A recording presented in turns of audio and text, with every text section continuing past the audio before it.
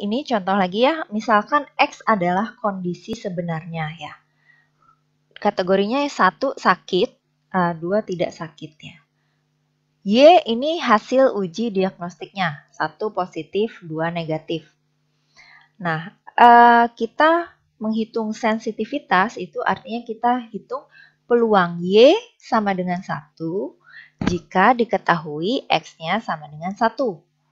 Sedangkan kalau spesifisitas atau specificity ini adalah peluang Y sama dengan 2 jika diketahui ya atau given ini bacanya X-nya sama dengan 2. Nah, semakin tinggi nilai sensitivity dan specificity ini tadi, maka semakin baik uji diagnostiknya dilakukan. Masalahnya ya, dalam praktiknya kalau kita mendapatkan hasil yang positif ya, kondisi yang paling relevan itu adalah peluang X sama dengan 1 given Y sama dengan 1. Yang artinya dia sakit ya, dan diketahui juga hasilnya itu positif. Ya, mengingat uji diagnostik artinya ini menyatakan Anda mengidap penyakit ya, berapa peluang Anda benar-benar memiliki penyakit tersebut? Maksudnya tadi kan uji diagnostik itu ada misklasifikasinya ya, beberapa persen. Kalau di gambar yang emoticon smiley tadi kan ada yang 2 warna pink ya yang salah klasifikasinya. Nah, ini mau cari berapa peluang kalau kita memang benar-benar sakit dan terdeteksi positif. Nah, kalau relatif sedikit orang yang terserang penyakit tersebut, kemungkinan peluang ini bisa jadi rendah meskipun sensitivitas dan spesifisitasnya tinggi. Nah, ini salah satu contoh kasus yang seperti itu ya, di mana penderitanya itu sedikit ya, tidak terlalu banyak. Penyakit ini kebanyakan diderita oleh wanita, meskipun ada juga beberapa pria yang mengidap penyakit ini ya, tapi mayoritas itu wanita. Tapi wanita yang mengidap kanker payudara ini sangat sedikit dibandingkan wanita secara keseluruhan. Nah, jadi misalnya nih, hasil dari mamogram ya, 1% terkena kanker payudara. Ya, nilai yang dicatat untuk mamogram dia punya sensitivitasnya 0,86 dan spesifisitasnya 0,88. Nah, kalau ini benar, mengingat hasil mamogramnya positif, kemungkinan wanita tersebut benar-benar menderita kanker payudara hanya 7%. Ya, kecil sekali kemungkinan kalau dia memang benar-benar sakit. Ini didapat dari mana ya? Kita breakdown dulu tadi datanya berdasarkan kategori yang kita punya tadi ya. Ini kita buat pohon keputusannya. Jadi tadi dari 100 orang ada 1 yang sakit ya. Kan tadi ada 1% yang sakit kanker payudara. Berarti ada 1 yang yes, ada 99 yang no.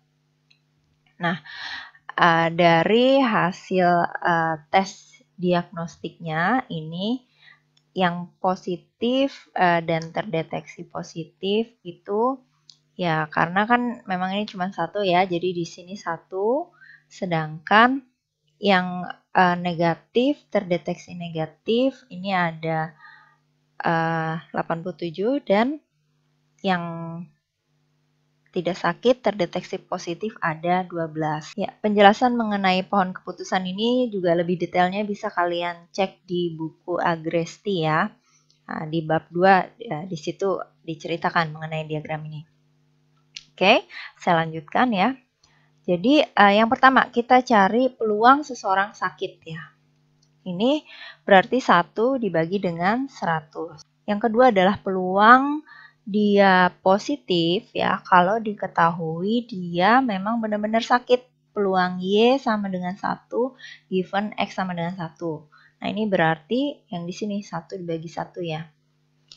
Sedangkan peluang Y sama dengan 1 given X sama dengan 2 berarti yang positif tapi dia sebenarnya tidak sakit. 0,12. Oke, nah sekarang berapa peluang hasil mamogramnya positif ya? Kemungkinan wanita tersebut benar-benar menderita kanker. Jadi maksudnya sudah dapat nih hasil mamogramnya positif. kita mau cari berapa peluang dia itu memang menderita kanker gitu ya. Nah, di sini berarti peluang X sama dengan 1 given Y sama dengan 1.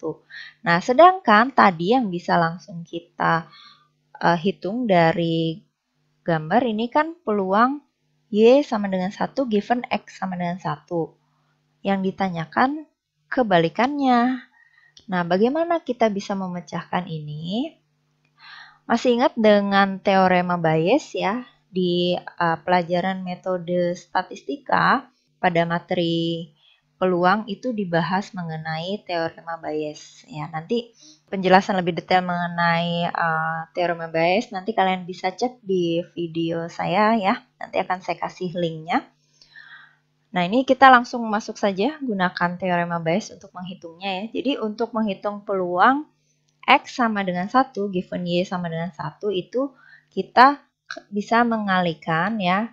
Sebenarnya ini mengalihkan peluang X sama dengan 1 dikalikan dengan peluang Y sama dengan 1 given X sama dengan 1. Nah, udah gitu di bawahnya dibagi dengan yang given-nya.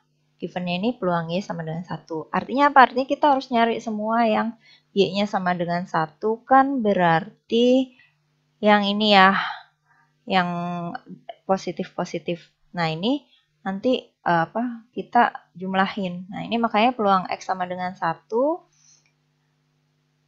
Yang ini, yang Y sini dikalikan dengan peluang Y sama dengan 1, X sama dengan 1. Nah, maksudnya yang posisi di sini. Terus ditambah dengan peluang X sama dengan 2. Ini kan di sini kan. Dikalikan dengan peluang Y sama dengan 1 given X sama dengan 2 yang ini. Nah, berarti kita dapat hasilnya. Ini adalah 0,01 dikali 1 dibagi dengan 0,01 dikali 1 ditambah 0,99 dikali 0,12 dapat hasilnya tadi 0,07. Jadi meskipun sensitivitas dan spesifisitasnya itu cukup tinggi ya, tapi karena kasus ini tuh jarang terjadi, maka peluang seseorang yang positif untuk dia benar-benar menderita penyakit tersebut itu relatif kecil ya. Di sini berarti hanya 7%. Ya, selanjutnya ini diagram pohon tadi ya bisa kita bikin dalam bentuk tabel kontingensi juga ya. Ini seperti ini. Ya, berarti di sini untuk wanita ya dengan kanker payudara ada kemungkinan 0,86 untuk mendeteksinya ya. Nah, jadi kita mengharapkan satu wanita dengan kanker payudara ini memiliki hasil positif seperti yang ditunjukkan di tabel. Nah, sedangkan untuk wanita tanpa kanker payudara ya ada kemungkinan 0,88 hasilnya negatif. Nah, berarti ini kita dapatkan 0,88 kita kali dengan 99 ya. Karena tadi hasilnya 99 dapat hasilnya 87 dari 99 wanita tanpa kanker payudara ini akan memiliki hasil tes yang negatif. Dan ada sebanyak 0,12 dikali 99, ini 12 orang akan memiliki hasil yang positif. Selanjutnya kita menghitung ukuran validitas dari uji diagnostik ya. Ya, perhatikan hubungan berikut ya. Spesifisitas ya ditambah dengan false positive rate ini akan sama dengan 1. Ya.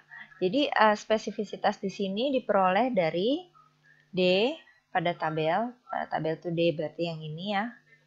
Dibagi dengan B plus D.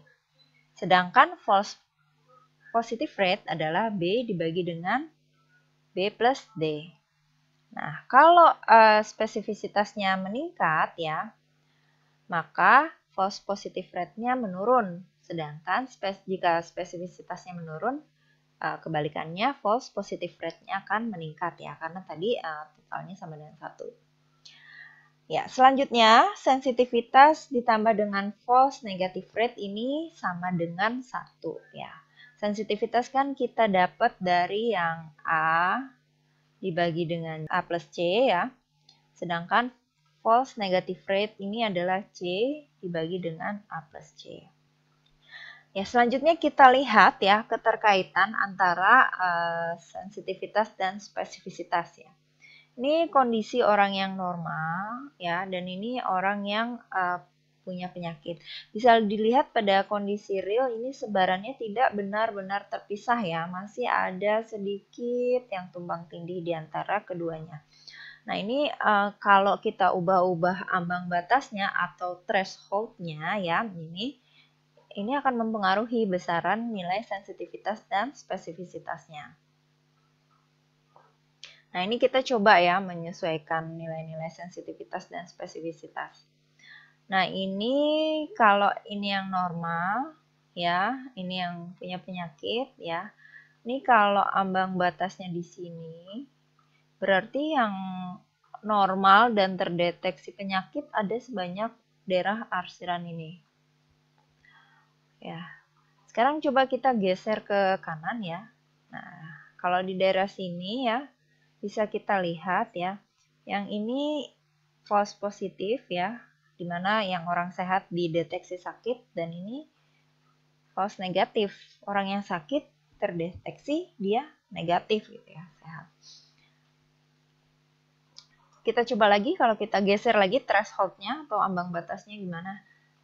Nah, kalau kita geser lagi ke kanan, ternyata false negatifnya ini jadi besar ya. Jadi padahal dia sakit gitu ya, diabetes misalnya, tapi terdeteksi sebagai negatif gitu. Nah, makanya itu sangat penting bagi kita menentukan threshold atau nilai ambang batas yang pas sesuai dengan kondisi data yang kita punya.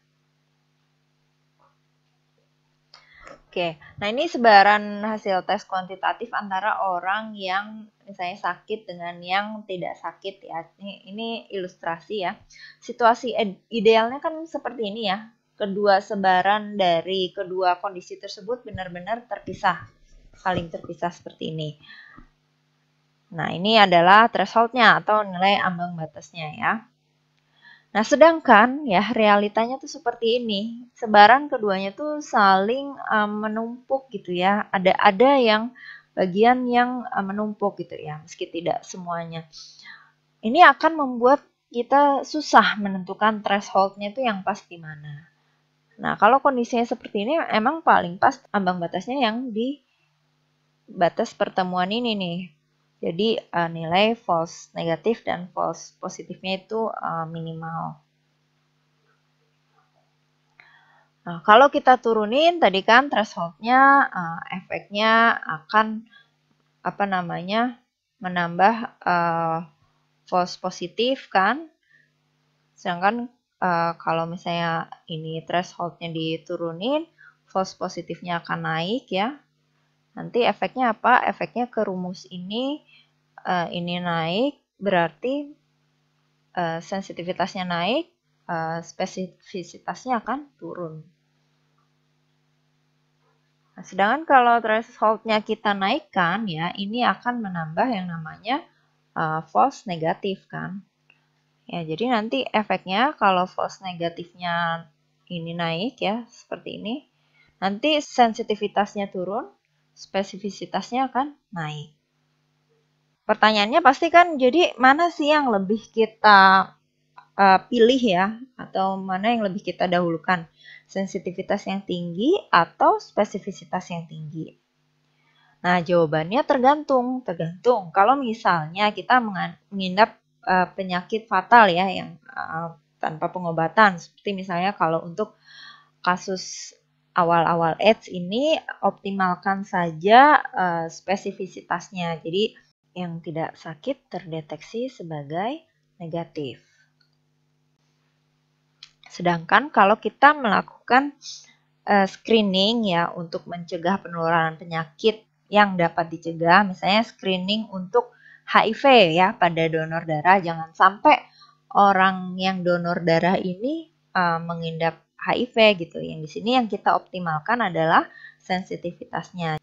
Oke, di sini ada yang perlu kita ingat ya, sensitivitas dan spesifisitas adalah fungsi dari uji screening. Jika Anda menggunakan tes screening tertentu pada populasi dengan prevalensi rendah ya, Anda akan mendapatkan nilai prediksi positif yang rendah dan berpotensi akan banyak positif yang palsu.